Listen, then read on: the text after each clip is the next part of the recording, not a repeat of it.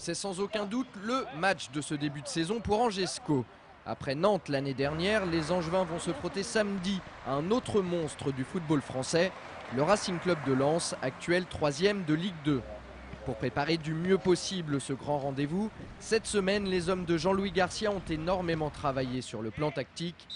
Il a également été question d'améliorer le réalisme offensif et défensif, un réalisme qui fuit les scoïstes depuis le match face à Clermont lors de la 4e journée de Ligue 2.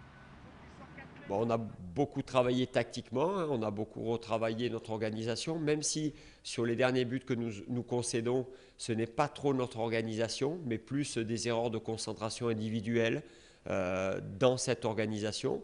Mais on a retravaillé ça, on a retravaillé les techniques défensives, on a retravaillé l'efficacité de certains gestes dans des zones décisives, comme vous disiez précédemment, notre surface de réparation, la surface de réparation adverse, une capacité, on a travaillé physiquement pour être fort, pour pouvoir résister dans les duels à la puissance de cette équipe. Voilà, on a beaucoup travaillé en espérant être prêt samedi. Et s'il y a bien un joueur qui sera prêt pour samedi, c'est évidemment le ch'ti Philippe Brunel. Originaire de Boulogne, il a porté le maillot sang et or pendant 9 saisons. Alors forcément, c'est un match particulier qui attend le capitaine angevin. C'est un club où j'ai fait ma formation, où j'ai grandi, j'ai appris le métier, et où j'ai passé 9 saisons, des très bonnes saisons et des moins bonnes, mais je veux dire dans l'ensemble ça reste positif. C'est un club qui a fait confiance à ses jeunes à une période, et puis que moi ça m'a permis de jouer aussi, de m'aguerrir, et je pense que ce club a une histoire. Même si Lens évolue en Ligue 2 cette année, l'histoire entre le club et les supporters est toujours en marche. Samedi, on attend 30 000 spectateurs à Bollaert et parmi eux, 200 Angevins qui vont faire le déplacement. Je pense que là-bas, les supporters angevins vont très bien être accueillis. C'est très important, j'y vais un peu pour ça, pour voir le public lensois, pour voir cette chaleur nordiste.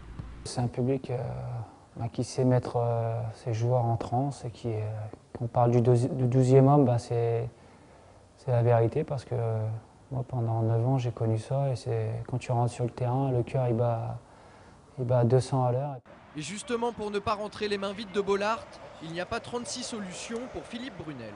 On y va pour faire un gros match, donc on sait qu'on va se mettre le cul par terre, on va se mettre minable, et on verra bien le résultat qu'on va obtenir. Si on a fait assez, on récoltera des points, et si on n'a pas fait assez, on sait qu'il faudra encore faire plus les prochains matchs. Voilà. De son côté, Lens effectue un bon début de saison avec 5 victoires et 2 défaites en championnat. Les sang et or ne se sont inclinés qu'à une seule reprise sur leur pelouse. C'était lors de la 6e journée contre Metz. Score final 1-0 pour les Lorrains. Malgré ce revers, l'équipe entraînée par Jean-Guy Valem est en train de monter en régime, à l'image de sa victoire 3-0 hier mercredi à Lorient en Coupe de la Ligue. Même si la dynamique actuelle est positive, les nordistes se méfient de la formation angevine. C'est vrai qu'ils restent sur des résultats un peu moins bons, donc je pense qu'ils seront avec un esprit revanchard. Donc je pense aussi avec une volonté d'absolument faire quelque chose à Lens, comme toutes les équipes, quand elles viennent à Bollaert, veulent faire quelque chose. Ce sera sans doute un bloc hermétique en face de nous, même si Jean-Louis Garcia aime le jeu avec le 4-4-2. Mais ça n'empêche que je pense qu'on trouvera un groupe assez hermétique en face de nous, à nous de trouver les clés du cadenas pour déverrouiller tout ça. Lens-Angers, c'est samedi à 17 h au stade Bollaert. Un match capital, d'autant que le calendrier à venir n'est pas des plus évidents côté angevin. Troyes, Strasbourg et Ajaccio sont au programme sur les 3 prochaines semaines.